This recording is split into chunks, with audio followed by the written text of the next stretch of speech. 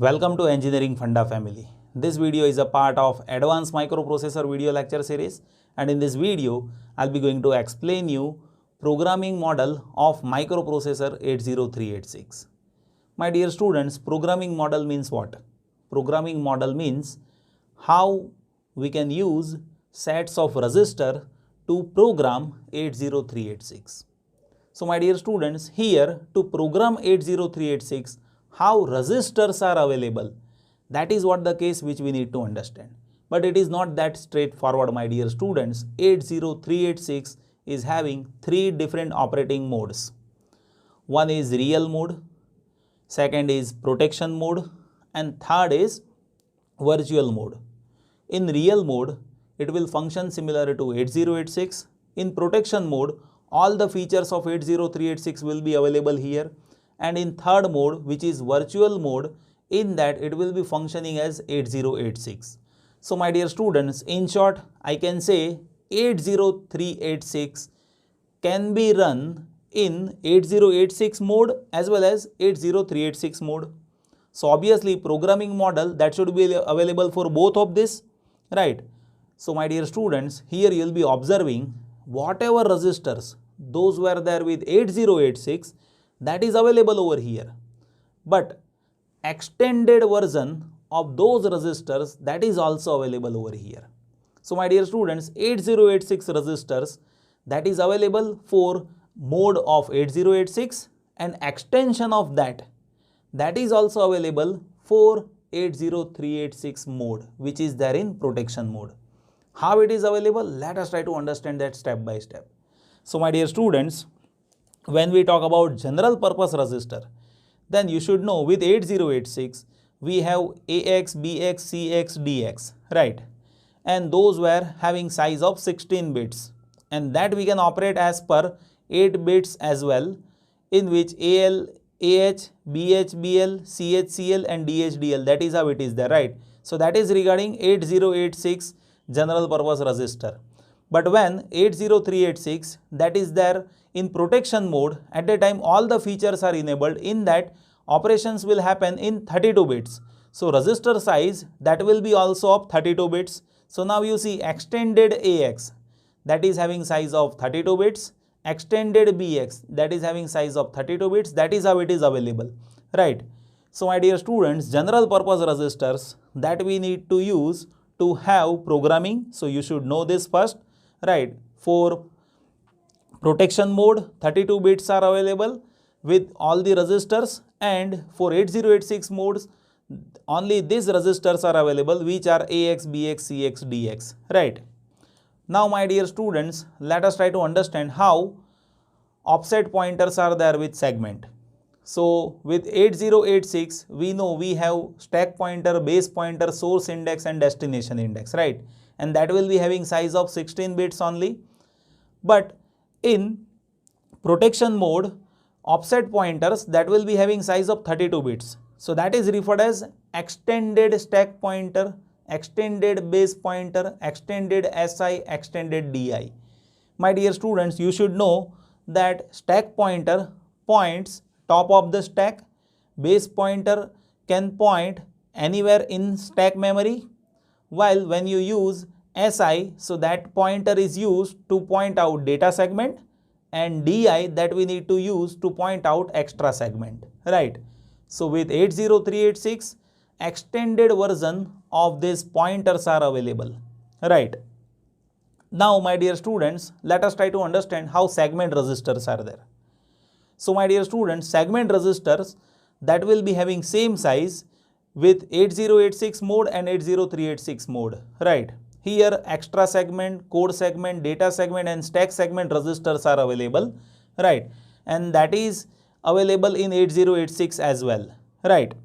So here you see those segment resistors are having size of 16 bits, but in 80386 you can observe two additional segment resistors are there, FS and GS, that is also having size of 16 bits, right? And those are there regarding additional data segments, right? So by color also you can observe, by dark color I have shown this availability that is there with 8086 mode, but this complete thing that is there with 80386 in protection mode, right? Now my dear students, let us try to understand instruction pointer. So instruction pointer in 8086 mode is having size of 16 bits, right? And it will be advanced instruction pointer in protection mode that will be having size of 32 bits, right? And flag register is also having size of 16 bit in 8086 mode, and in protection mode you will be observing that advanced flag that will be available with 32 bits. And for this also I have made separate video in which I have explained each and every flag in great details, right? You can go through that also. So my dear students, here how many things that you need to take care of. Here my dear students, when you work with virtual mode, at that time all the features of 8086 that is available you see by programming model also, right?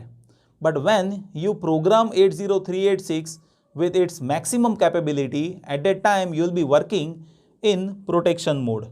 So in protection mode, all the registers that should be of 32 bits only, right? Why? The reason is registers can operate with 32 bits. The reason is here with 80386 MPU is of 32 bits.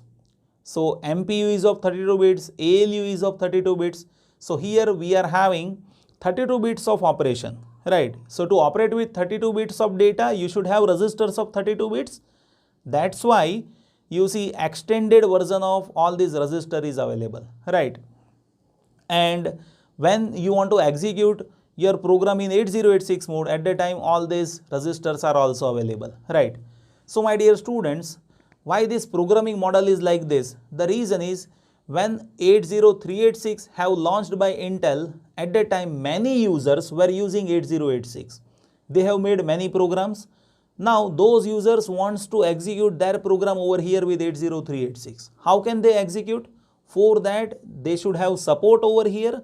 That's why programming model is also having support in which you will be observing all the registers of 8086 is available, right? Only thing is in flag register VM bit is there. As if you set it to 1, you can enter into virtual 8086 mode. Now you can execute your program which were written as per 8086. Now you can execute inside over here, and once you complete that, right, VM flag will get 0 and then it will again get back to protection mode. So protection mode gives you all the features, right? And in virtual mode you can execute programs of 8086. That is how all those things are there. My dear students, there are a few more things that I would like to tell you. Like if you see your current computers like Core i3, Core i5, Core i7, when you reboot it, when you reset it, at that time it will set up your computer. And when it set up your computer, at that time also what it does is it will be going in real mode, and that real mode will function similar to 8086 mode. So obviously nowadays whatever processors are available with Intel, with Core i3, Core i5, Core i7, you will be observing all these register set which is given over here as per 8086, that must be integrated inside to have execution in that way. But only difference is 8086, when it was invented by Intel, at that time operating frequency was there with 6 megahertz only. But now if you observe nowadays whatever processor that we are working with, that is operating in terms of gigahertz, right? That's why operating speed is fast. Otherwise calculation pattern, everything will remain same, right? But thing is whatever advancement that is added over here, that we need to understand. For that this playlist will definitely going to help you. Thank you so much for watching this video.